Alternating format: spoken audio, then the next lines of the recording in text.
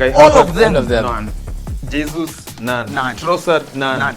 Just Ben White ruined. This coming weekend, you're going to be thrashed totally. 3-0 or even 3-0 or even 4-0. Personally, I am having to sleep every game and I'm watching Arsenal play. I feel like Man United are going to lose. You guys without Odegaard is like Newcastle. It's like a Newcastle team. 3-0 before the Arsenal Liverpool game. 3-0, sure bet. Hello ladies and gentlemen and welcome to a brand new edition of Pre-Game. My name is Mark Kinyanjui or Kinyawai. Bie Lion, a die-hard Manchester United fan. And Eric Mungai. And of course, I am an Arsenal fan, but we'll get back to that later. First, we're going to talk about Chelsea playing against Newcastle United. Of course, Chelsea for me are the most entertaining team to watch this season. Attacking wise, bro. Yeah, exactly. The defense. I hate the fact that you have to play with Tosin. I feel in my heart is like a defender we used to have is called Christiansen. And Yeah, he's so soft. He's like someone short can jump over him and win the ball. no, but you see, Tosin is more of a read of the game. You know, he came through at Manchester City, and with Manchester City, you know their philosophy. Basically, the way they bring through their defenders is, first of all, play the game, like ball play, and then defend later. For them, it's more about reading the game. If you look at the way Ben White plays for Arsenal, that's the same situation. It's not like Gabriel who uses his strength. I know you guys want a John Terry who can do it all. But I feel like for me, I don't think he's a bad defender, only that he's not that complete, but at least he helps you guys play out from the back. and the return of the right back. The right back, that is Rhys James. Rhys James. Yeah, I he's back. mean, Rhys James, anytime he walks up a staircase. Injury. But the fact that we still have to play with people like Tosin and Colwill. Colwill is he's a good defender, yes, but he has very many lapses at sometimes. Sometimes he can switch off, miss a tackle, or even consider penalty. You guys, I don't feel like Moses Caicedo is that kind of player that is. For me, he's overrated. But Lavia is pulling through for him. From the defensive work, I feel signing Lavia has really helped them, considering the Argentinian Nani Enzo Fernandez. Enzo Fernandez is not available currently. But I feel their most open struggle is usually the defensive line. Colwill and Tosin Adebayo, I feel that's the most concerned. You guys can afford to bench Joe Felix. That's how good And you guys Nkunku. are. And And Nkunku as well. Nkunku. And you see they're coming on and having a And direct Neto impact. also. And Neto, a player that I personally actually wanted at Arsenal, only that he gets injured every 5 minutes. In fact, I'm surprised he hasn't even broken down so far. He's so sharp, that guy. Exactly. Prediction though? Chelsea Newcastle. Chelsea win. How many goals? 3-1. I feel like they win by 4 goals to 3. 4 goals You know to why? 3. Because Chelsea, like we said, their defense is not strong. You see, with a car, there's a meme where you see like in front, it's like a Bentley, and then the middle is like a BMW, there at the back, tuk-tuk.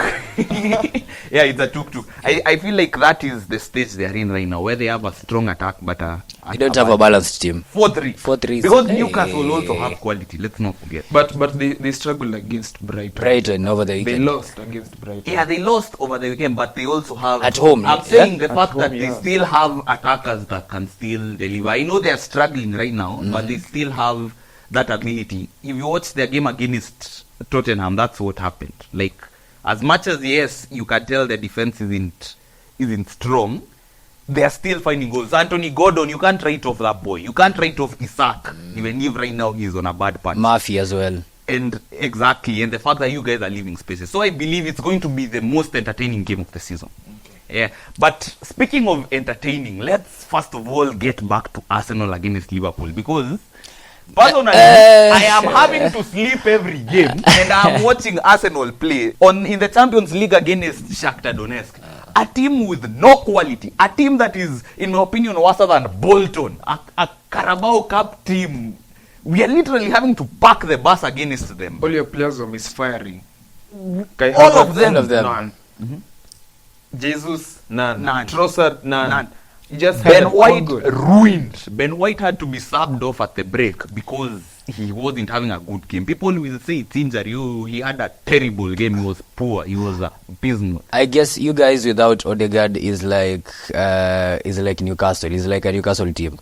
Yeah, I feel you lack quality when going forward, especially because he's more of a creative-minded kind of player. And you see, he's playing like 4 centre backs at a go, and like 2 holding midfielders. So as much as yes, we had to break down in attack, there is no quality. Arsenal right now are so, like you rightly put it, without Odegaard, it's very difficult to find a way to beat these teams. But then again, you wonder, what was the point of letting the likes of Fabio Vieira and Emile Smith-Rowe go?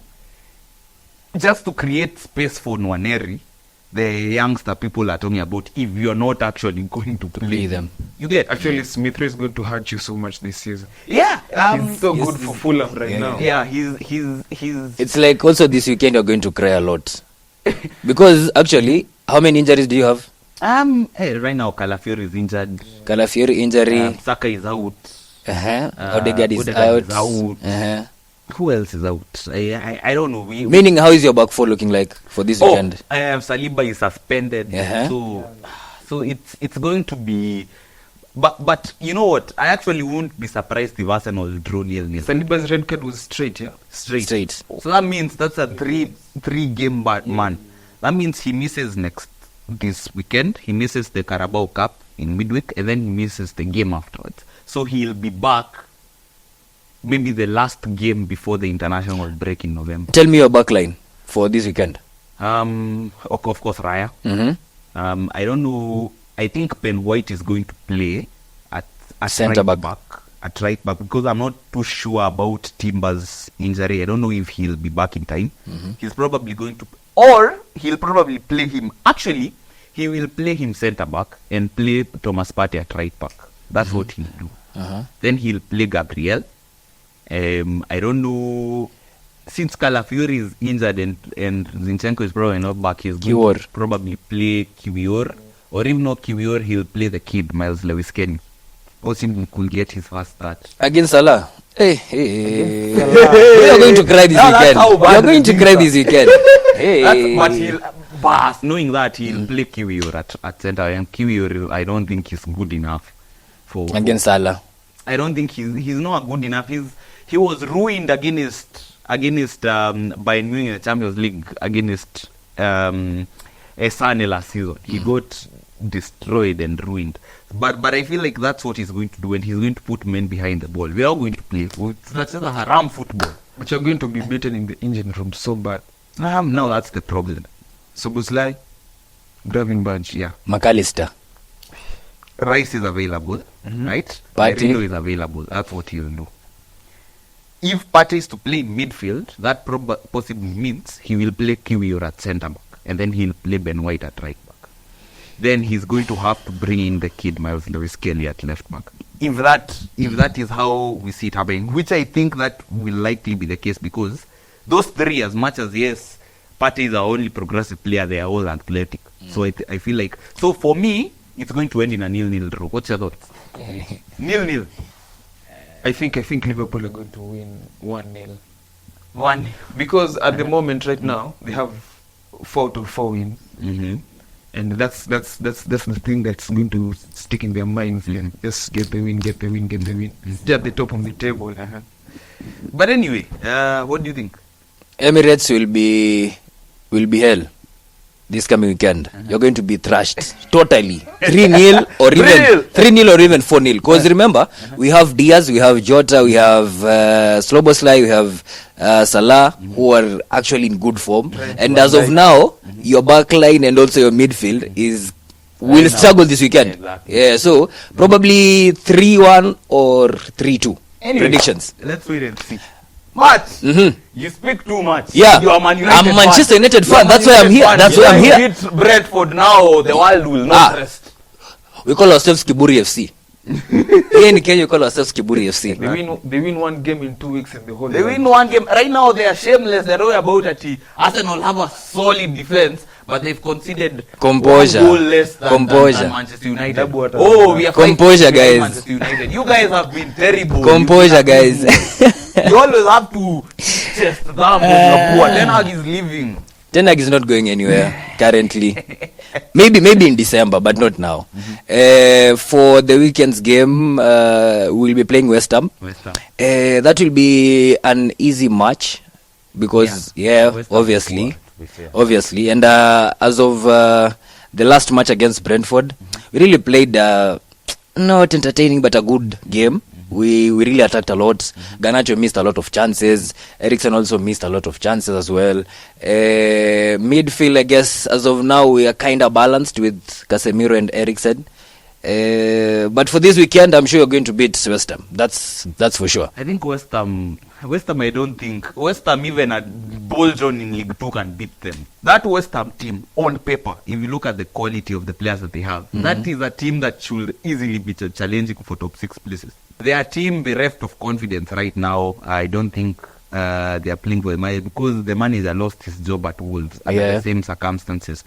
I think the only ever decent thing he's ever done is win the Europa League with Sevilla, because at Real Madrid he was poor, got sacked after 4 months. He literally quit his Spain job before the 2018 World Cup, and you look what ended up happening to him. And I don't think he's the type who falls out with the board very easily. So I feel like that stems across to the dressing room, and as a result, he ends up losing the dressing room, and the results go Totally. everywhere. So I think if you guys don't beat West Ham, if you don't beat that's so clear, guys. That's so they clear. lost Kudus. Kudus red card. And Kudus got red carded just to rub salt into the wound. So if you guys don't beat West Ham, if you don't beat West Ham, 3-0. if you don't beat West Ham, 3-0. there's nothing you can tell us. But 3-0 before the Arsenal and Liverpool game. 3-0. Sure bet. Put 1,000 bob. 1,000 bob. 1,000 bob. Your rent money as well. But then again, I think I'll agree. I think you guys, if you don't beat them by at least, in fact, let me put it this way: if you don't beat them by 4 goals to nil, 4 goals. 4 goals for what? 4 goals. We only want 3. We don't want West 4. Ham are poor. We don't want 4. We want 3 goals. 4 goals. No. 4 goals. At least you say at least you are a decent team, because if you don't beat them by 4 goals to nil, Ten Hag. Not even a decent team. But then again, I want Ten Hag to stay so you can keep losing. You can keep losing, That's what we want. Composure. I feel like Man United are going to lose. They're going to lose. Bowen is going to score the winner. 1-0. Very painful loss. Hey. Very painful loss. Or Suchek. But then again, if they lose, Ten Hag stays. West Ham is a team for set piece. Corner. Yeah, I understand that, but they are bereft of confidence right now. That's how poor they are. I know they are a strong team, and like I said, on paper they have very good players, but right now they are not a team. And that's what I'm saying. If Man United don't beat them, Ten Hag needs to go. We're not going to beat them. You're going to trust them. Let them win so that Ten Hag can stay an extra week.